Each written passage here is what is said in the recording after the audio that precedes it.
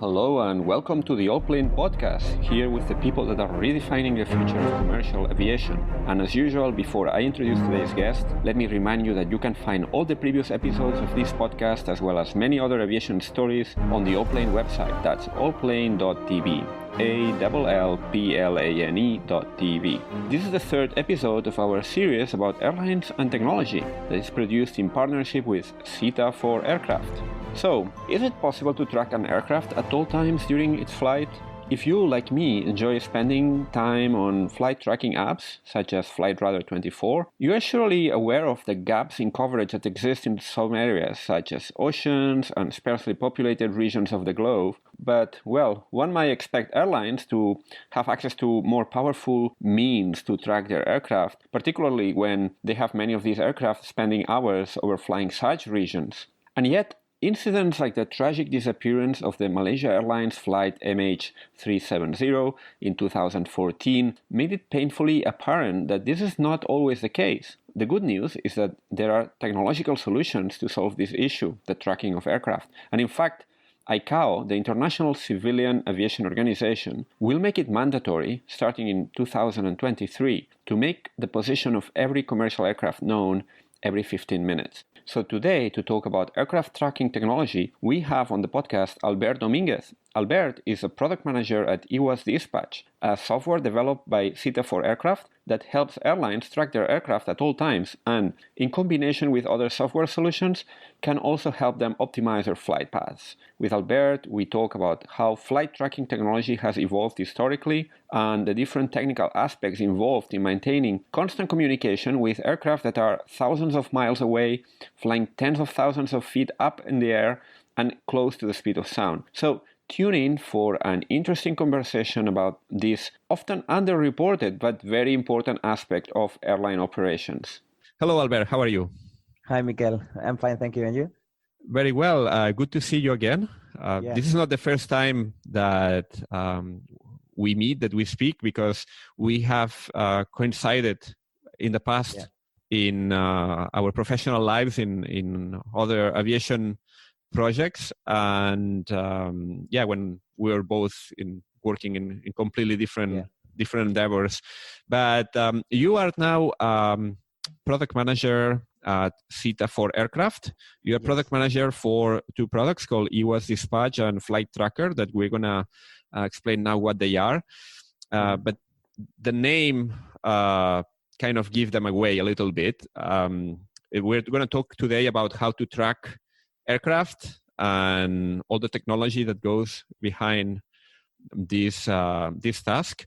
But first of all, let me introduce you. Well, actually, it's better if you introduce yourself and you tell us who you are, what's your background. I will start by saying you are an aerospace engineer, and you've been working in Toulouse, which Europe's aerospace capital, also in Hong Kong for a while, working for tech companies in aviation before joining SITA. But tell us a bit more about yourself. Okay, thank you. Well, first of all, pleasure to be here, and thanks, Miguel. Indeed, it's not the first time we meet for different things, but always around aviation. But it's good to see that aviation is sometimes a small world. So just a bit around myself. I'm an aerospace engineer, as you said. Lived in Toulouse and Hong Kong for a while. I have always been working in software solutions, let's say, or technologies for aviation, for airlines mostly. And around a year ago, moved back to my hometown, to Barcelona, to work for SITA for aircraft as product manager of EWAS Dispatch and Flight Tracker. I'm a passionate of aviation, of course. That's, I guess, needless to say. And then travel, of course, which is also around aviation, is one of my passions, and some sports as well, especially water sports. And I've been at that 2 months ago, so that's a new passion as well. Congratulations! I have now. Thank you. Thanks. Very good. So so EWAS Dispatch and Flight Tracker. I mean, this name Flight Tracker kind of gives it away a little bit, because those are basically products that help airlines track the position of their aircraft wherever they are in the world, right? And here I would like to introduce a topic that was in the headlines for quite prominently for quite some time ago. That's around the time that the sad disappearance of this Malaysia Airlines flight, the MH370, which still hasn't appeared, because that's basically an aircraft that basically a Boeing 777 that disappeared kind of out of thin air, literally. And there was a lot of debate about how to make sure that aircraft are tracked at all times. We have tools now like Flight Radar that track a significant number of aircraft, but of course there's no coverage everywhere. And there's a number of technologies that can make this possible. I have to say I'm very ignorant about this technical side of how to track an aircraft. So that's why, I think it's great to have you here to shed some light into this topic, to understand a bit better where are we coming from, where are we now in terms of technology, in terms of tracking aircraft, and what are the different factors that are driving innovation in this space.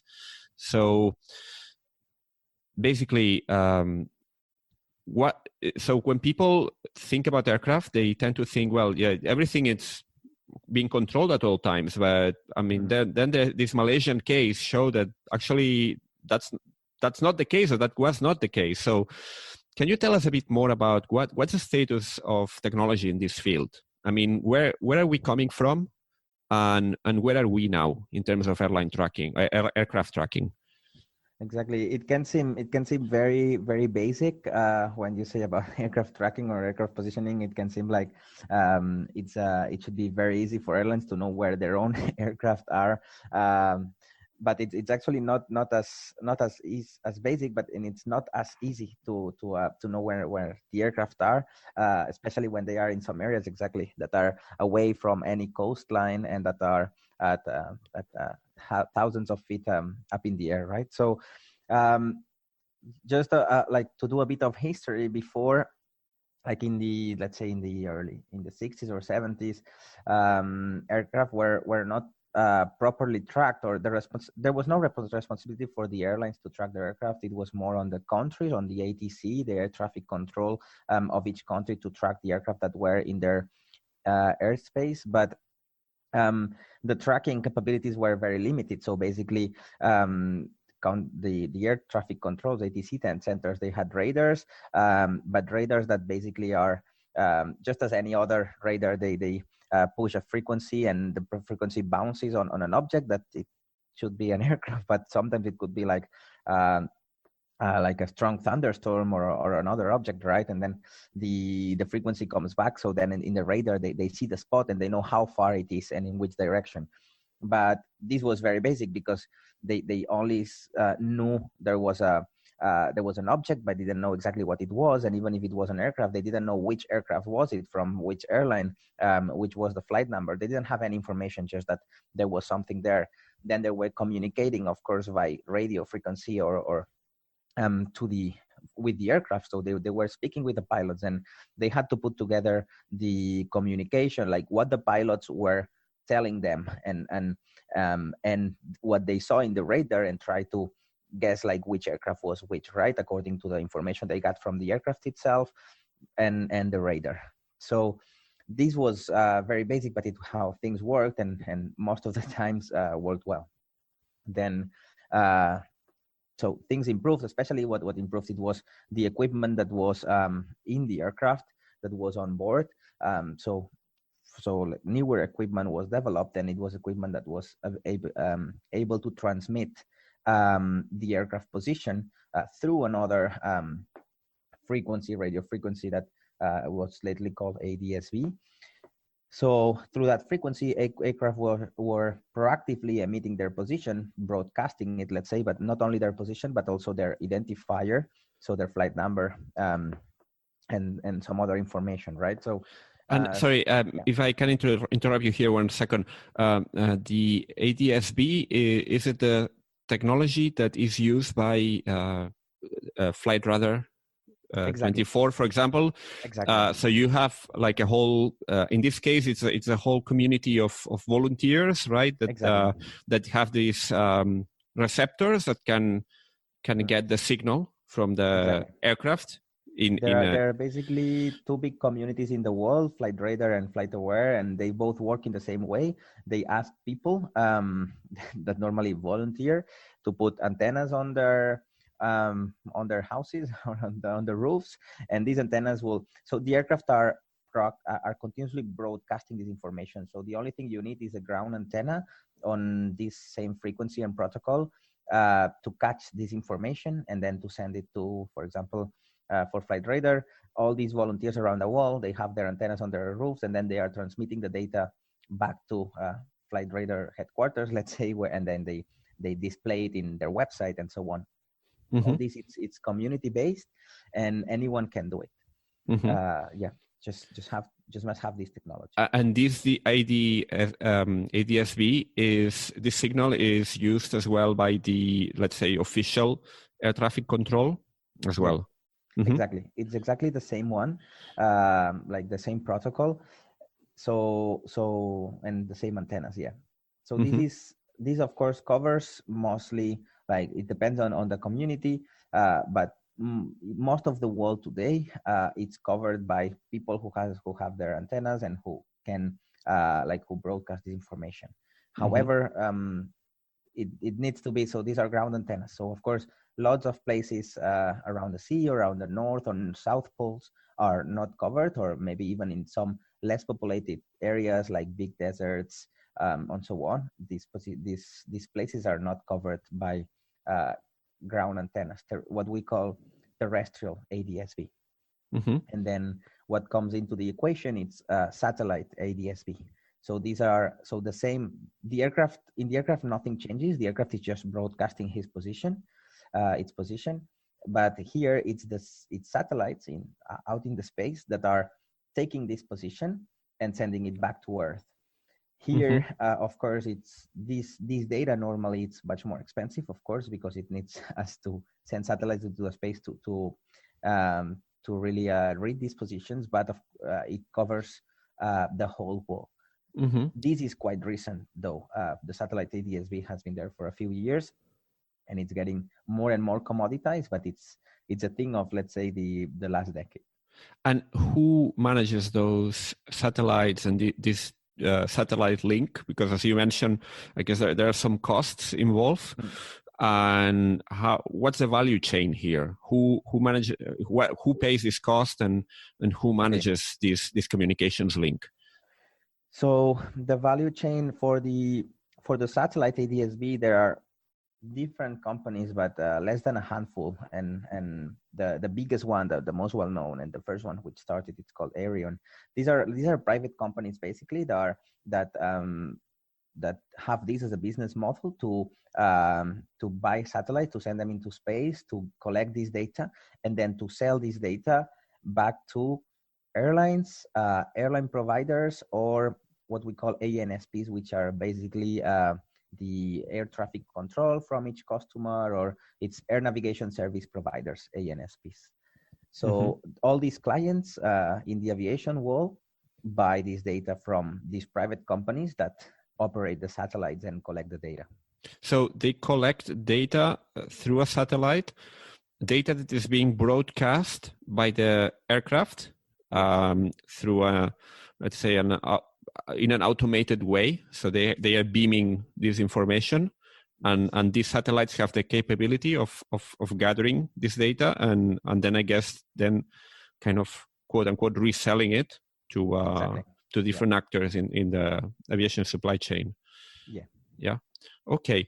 And then there is something I read about, but I'm not sure how it works. And there's the ICAO, that's International Civilian Aviation Organization ruling that I think that came out right after the Malaysian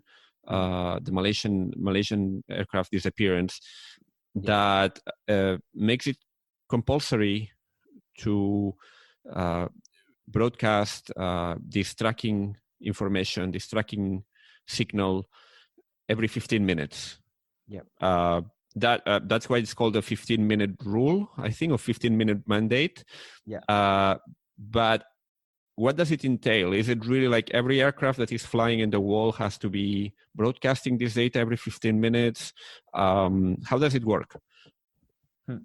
The aircraft, so yeah, it works in the, like in both sense. The aircraft are broadcasting this information, but this even happened before. The problem is that even if aircraft are broadcasting this information, if no one is reading it, and so this, like, yeah, we cannot ensure that all aircraft are tracked. So basically this mandate is on the it's from ICAO on the airlines, and it basically says exactly that the airlines have the responsibility to track their own aircraft, so they are responsible for their own aircraft, at least one position every 15 minutes, and then it has other specificities in case like the aircraft is in distress, or if there's any incident, then it must be in a higher frequency, once every minute, because the aircraft has had some kind of emergency. This is a mandate on the airlines, but it's also a requirement for the aircraft manufacturers to build the necessary equipment to fulfill these requirements. So modern aircraft have already these capabilities, but this is a mandate also that all new aircraft keep having these capabilities. Mm-hmm. And this data has to be tracked by the same airline that is operating the aircraft? Exactly. Uh-huh. The airline have the responsibility to track it, yeah.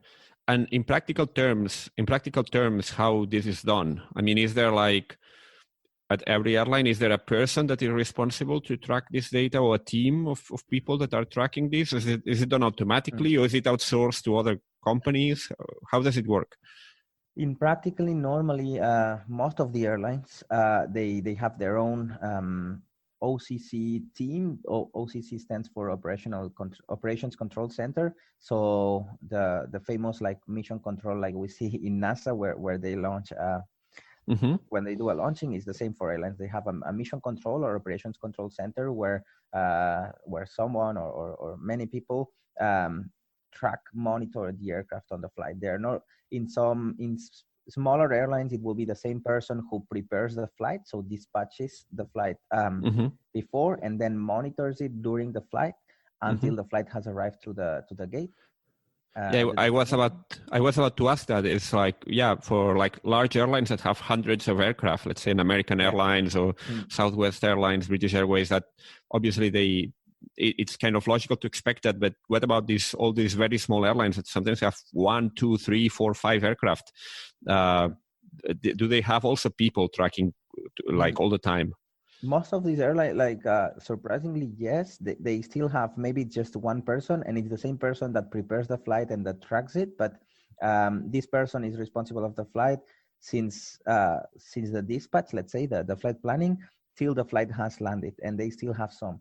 There are some very, very small airlines, and now I'm speaking on one aircraft that they do not have this capability, because of course you need at least someone to be there 24/7, right? To have a shift. So for some very small airlines, they outsource, and we are seeing in the market new companies that are kind of creating this service of outsourcing operations and also flight planning. So all this is outsourced to external companies that have their own people 24/7 and that will dispatch, so do the flight planning and also monitor the flights. Yeah, that's interesting. What about the commuter airlines, small, local, very local, regional airlines, even executive aviation or general aviation? Do these rules apply to them as well? These rules, I think, only apply to commercial airlines, so to airlines that are transporting passengers or cargo for business. So it would not like apply to private aviation, but or general aviation, but it would apply to business jets or business aviation, because there's an exchange of money to transport someone consider commercial operation. And the rules apply to them, and mostly they do have the same services. Sometimes it is very basic. It's just looking at the flight radar website, but they do have these requirements as well. Mm-hmm. Yeah. I guess, well, if you are operating in kind of like control airspace, it's easier than if you have to cross these oceans and poles and all these Exactly. regions where there is little coverage of radar or ADSV Exactly. volunteers that are Yeah. tracking it. And then Yeah. for these cases, you have like a third source of info of aircraft position, let's say, which is ACARS message. An ACARS message, well, it's something that there are two companies in the world. SITA is one of them, providing these services to airlines, and these are basically messages that are sent also via radio frequency from the aircraft to the ground and back. However, these are private messages. There's a private connection between the airline's offices or the airline servers and the aircraft, so it's not publicly broadcasted by the aircraft. This is a private message that the aircraft sends to the airline's headquarters, to the airline ground server through a radio frequency, and it's called ACARS. And these messages that they also have, there are several types of messages, but one of them is position. So the aircraft can send their position through ACARS messages in some of these areas that are not covered by terrestrial ADSB. Mm-hmm. How you spell it? It's ACARS. Okay. And that's an automated system. Exactly. Yeah. This is something that, these are some messages that the aircraft can send. One is position, but the aircraft can also send engine reports or APU reports. They usually also send the fuel amounts. They usually send also the triple OI events out of, on, and in, the four events of a flight: when the flight leaves the gate, takes off, lands, and arrives into the gate. All these type of messages are sent through this communication, which is called ACARS. Okay. And so this tracking technology, I guess it's becoming more accurate and it's becoming more, let's say, reliable. Mm-hmm. You are one of the players in this space. You manage a product, two products actually. Mm-hmm. You will tell us what's the difference now: a flight tracker and EWAS dispatch, both made by SITA for aircraft. What can you tell us about this, about the state of technology at the moment, and particularly the products you manage, and how do they work, and what is the in practical terms, what do the operators, how do the operators manage them?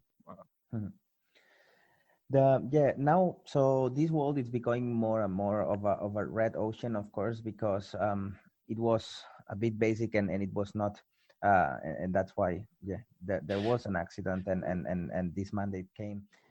Sorry, by red ocean, I guess you're making a reference here to the blue ocean, red ocean. Exactly, yeah.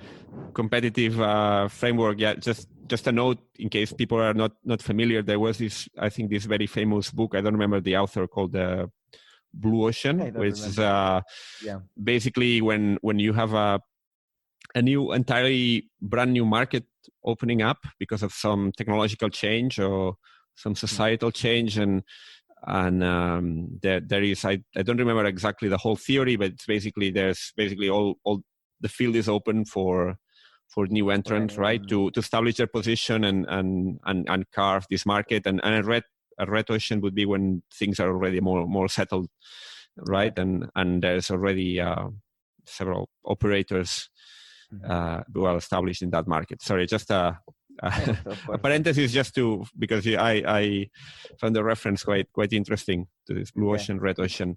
Yeah, it's not an even aviation reference. Yeah. No, that's for business in general. It's not just aviation, indeed. So I would say then, like, taking still this reference, it was more of a blue ocean around 10 years ago, but it's becoming more and more a red ocean, with a lot of players in the market, with lots of providers that found that, and especially when the requirement came, right? If our airlines are required to track their aircraft, they must have a tool to do it. So more and more companies have developed their own flight tracking tools. The technology is quite advanced now that we have satellite ADSB in place, that there's ACARS, there's terrestrial ADSB, so there's really multi-source for position. There are many ways to have a backup and to be able to track. So all the solutions in the market have like fulfilled these minimum requirements of mandated by ICAO. So now the game, let's say, it's more on the extra features on how, apart from tracking these aircraft, what other tools or features you can provide to the airlines that make your tool more attractive and that will help them do other things that they have to do during the flight monitoring process or the flight tracking process, some other tasks that they have. How can you help them? And especially if there's any incident or any distress, how can you help them manage that situation as quickly as possible and as efficiently as possible? And how can you help them? So how how does it work? I mean, you actually have two products in this field, right? One is Flight Tracker, which, if I understand correctly, it's a legacy product. Yeah. And then you have EOS Dispatch, which is basically your flagship product in this space. Let's say I'm an airline. What do I need to do in order to implement this and to make it work? And what are the benefits it brings about? So regarding, like, first about the implementation part, let's say if an airline is acquiring this tool, what they have to do first is to do some kind of integration. So ADSB data, it's public and this is broadcasted by the by the aircraft. It's collected by different operators like FlightRadar or FlightAware, and then it's sold to the third parties. In this case, the airline does not require to buy this data. We buy it from them, and it's already integrated in the system. So that's something that we already do directly with the ADSB providers. What we do require is to implement the flight plans, because airlines want to compare where the aircraft is and where it should be according to the flight route, and also in terms of fuel, like how much fuel does the aircraft have and how much it should have according to the flight plan, right? So what we do is to integrate with the airline flight planning system, and to get the flight plans from their flights, so we can really show them the plant and the actual state of the flight, and we can also warn them in case there's something unusual, some unusual event or some incident or distress. In that regard, just wanted to introduce a mention to another episode of this podcast where I spoke with a colleague of yours that we talk about the EOS pilot product that it basically helps airlines avoid adverse weather, extreme weather events. Yeah. How does it connect one with the other? So like when you mentioned these unusual events, I imagine weather must be one of the expected ones.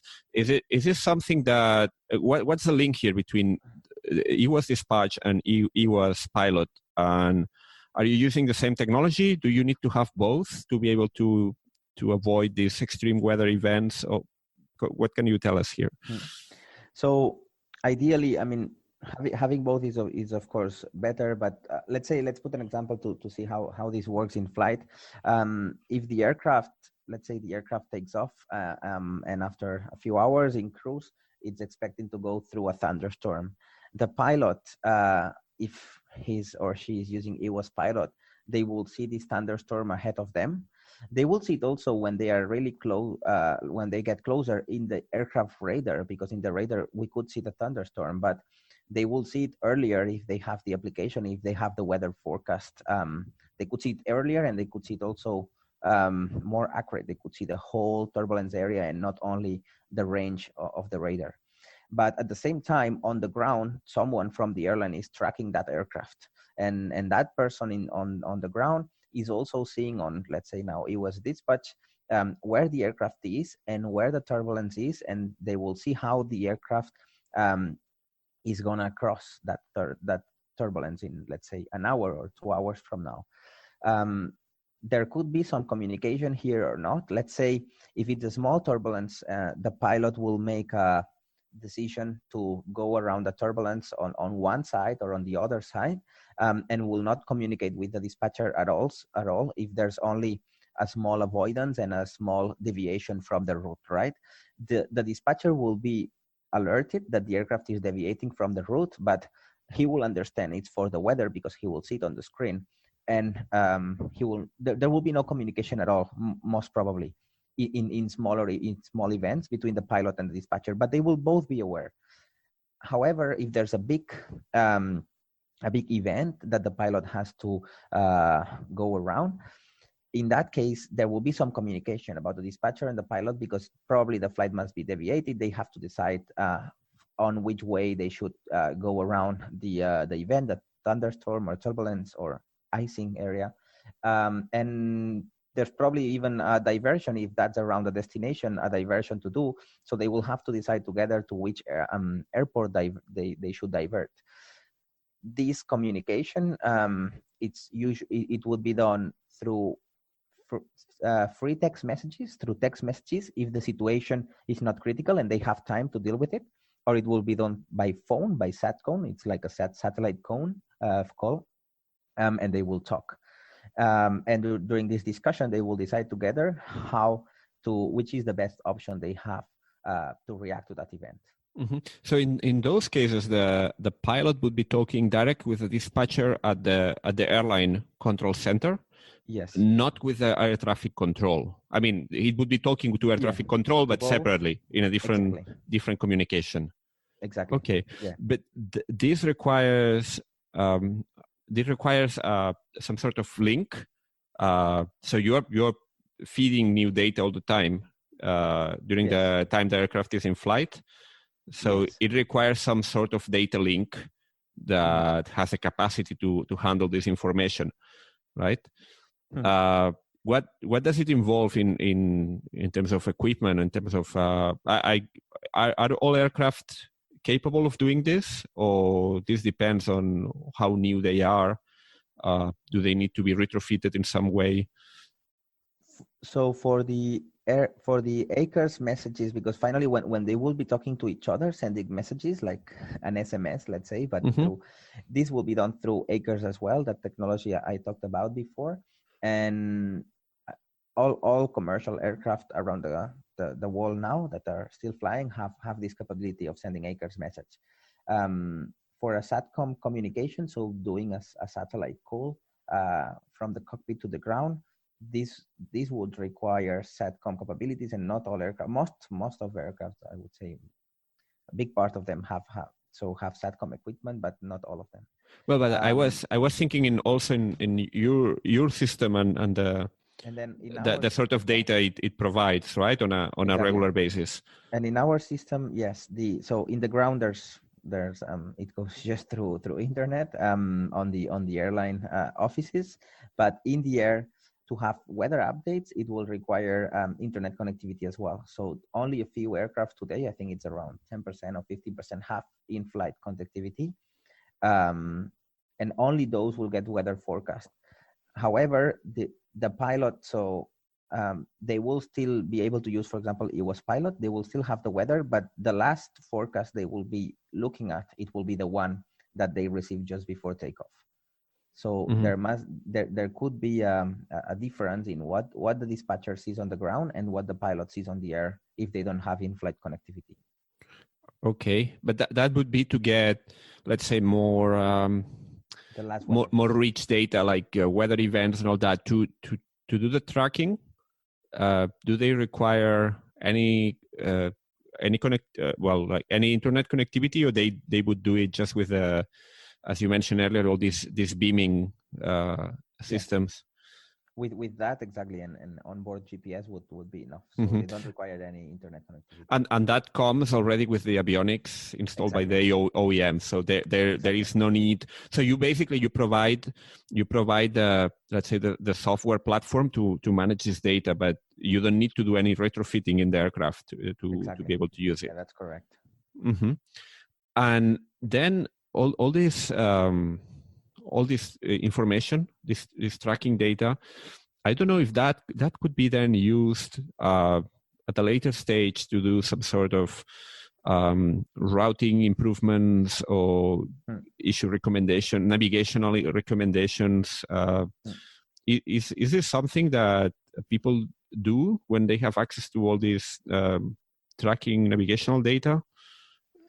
So normally, yes. But then when we talk about this, which is like post-flight analysis, another type of data comes into the game, which is QAR or FDR data. QAR stands for Quick Access Recorder, and FDR for Flight Data Recorder. And they are both used equally, and refer to the same thing, which is basically the famous black box. So there's the black box of the aircraft, right? In case there's an incident that records hundreds of parameters every second. This is much more than position. So for tracking for ADS-B, let's say there's only the position of the aircraft and the speed and the identifier. For FDR, we have hundreds of parameters. We have engine temperatures, we have aircraft position, we have lots of data. And during the flight, we don't have access to this data because it's being recorded only in the aircraft. And but when the aircraft lands after the flight, if we want to do post-flight analysis, we can download this data through physical download, or the newest aircraft, they have wireless download. So the aircraft arrives into the gate. This is wirelessly downloaded into the airline servers. And then they can do a post-flight analysis for rerouting or for any navigation purposes with this data rather than tracking. Because it's much richer in terms of frequency and in terms of number of parameters. And that analysis is something you guys do as well with your system, so that would be something up to the airline to do. That's something that the airline does, but also normally through external providers that collect this data, because this data is decoded. So it's something that SITA does also, but through other tools. We have a tool called Data Hub that provides these capabilities, but it's basically some things that airlines do, but normally through a third party as well, through other providers. Okay. You mentioned at your... There could be a full podcast, I guess. There could be a full podcast on this as well, on post-flight analysis. Yeah, that's a good idea. It would be a good idea. Yeah. No, definitely. Another question I had is similar to the weather you mentioned. You mentioned on your website, you mentioned also airports, the conditions at airports. So that's something that you also provide updates on to the pilots. So what are the conditions at the destination airports or any diversionary airports where the aircraft might be ending up? Yeah. We provide this information to both pilots and dispatchers and people in the OCC. And here we have the observations, which are called METR, which is like the meteorological aerodrome reports. And then we have the TAF, which are the forecasts. So usually for the next 8 to 12 hours. So we both have or import the observation and the forecast for all airports around the world, all airports that are publicly available and published, and we provide these meteorological conditions to the airlines, doing of course some analysis as well, because these are messages that are kind of encoded and they are well known for aviation and pilots, but not for everyone. So we do some decoding. We apply some rules as well. The airlines can have their own rules. Some airlines will have different thresholds, like values at which they decide to land or not to an airport. And this really depends on the airline's policy and SOP, which is standard operations procedures. So we can apply these rules into the meteorological conditions and let airlines know if those airports are suitable according to their own policy or not. And this is worldwide coverage as well. And that's worldwide coverage, exactly, yeah. Okay. So you're combining here information from many different sources, I guess. Your colleague from US Pilot told me, you have different weather providers, I guess, airports. Yes. You're also sourcing from airport providers or from, So airport operators, or?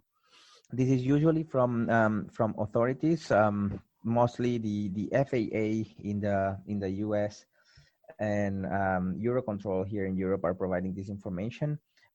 Basically, airports provide this information to authorities, and then authorities make it available to third parties through a web service or an API. So this is public information. It's paid by all of us flying. We pay the airlines. The airline pay overfly or airport charges, right? Taxes, and finally, and this is paid by us. It's a service that we pay as tax, as charge, and then that it's made available to any aviation business. And the EWAS dispatch product, is it sold as a software as a service? So airlines subscribe. It's like a subscription that then they get access to all these services to manage this information, this data. Yeah, exactly. The application it's sold as a software as a service with a monthly or annually license fee, and then and with all the principles of a software as a service, the airlines use this tool for their day-to-day operations, and then the application keeps being developed. So new versions, between 2 and 4 new versions every year, are provided to the airlines with new features that they request, or any new data that it's being implemented. So it's part of the package, yeah. And having access to that, then they would make them compliant with these ICAO rules, I guess. How is this compliance monitored, by the way? Is there some inspection that they say, are you tracking every position every 15 minutes? What are the practical aspects of the ruling? So the ruling was created many years ago, but it will only be in place it will only apply from 2023. So okay. So it's not yet in place. It's just it's a recommendation for now. Well, I mean, it's a time there's a time horizon. Exactly. Okay. Exactly. There's a time horizon for airlines to comply with. To be honest, like most of the airlines already comply, and since a few years already comply. But the mandate it's to be in place in 2023, and from then. So right now, because it's not officially in place, there's no been monitoring, but the monitoring we expect as any other side of the business, it will be through audits, I guess, by the same organization, by ICAO. I guess airlines will be audited, and then software providers, so us in this case, will be audited as well, to verify that the application is compliant with this mandate. This is why we store historical data. So all the historical flights or past flights data is stored up to 3 months, and then stored in other databases for longer for these kind of audits or reports. It's stored by you, huh? Yes. Okay. By the provider. Okay. So airlines have about 1 year and a half to get ready for that. So I guess you're going to be busy the next year. Everyone that hasn't taken care of this yet is going to have to rush to get something in place. Exactly. Most of them, they have done their homework, and also like it has some benefits to track, right? And you can really optimize your operations and not only comply with the mandate. So most of them and all the big airlines, of course, have done their homework, but I'm sure, like everything in life, we will have some people going at the very end. So I guess we will be busy still. So for those people that want to learn more about that, where should they go? So if they want to know more about that, we have in our public website, in SITA website, we have a place for the solutions where we have the details, and we have some materials that they can download to know more about the solutions themselves.